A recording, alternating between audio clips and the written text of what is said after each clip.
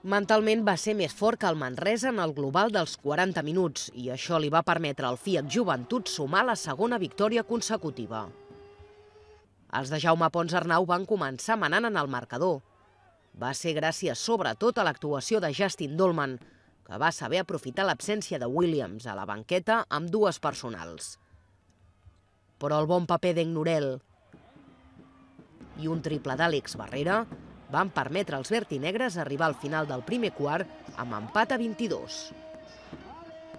Una sèrie de decisions arbitrals van encendre els ànims al Palau Olímpic i el tècnic Salva Maldonado va rebre dues tècniques per protestar i era expulsat quan encara restaven 7 minuts per arribar al descans. La penya va passar les hores pels seus pitjors moments. Fede Van Laque rebia també una tècnica per protestar.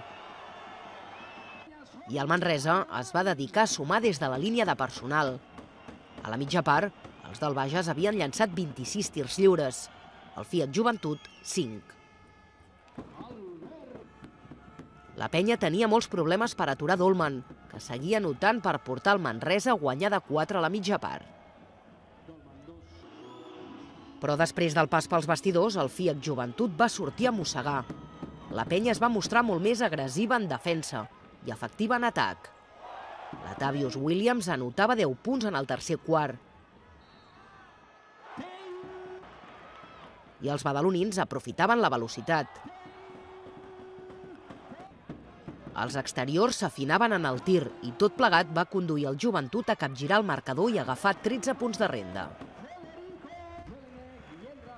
A 1 minut i mig per la finalització del tercer període, Pere Tomàs debutava enmig d'una gran ovació.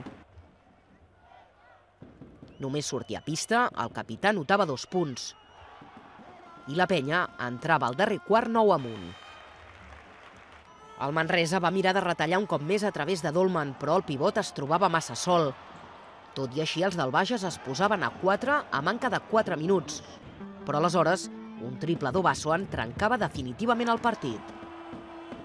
El Manresa es va acabar descomposant i un parcial d'11-2 sentenciava definitivament el matx.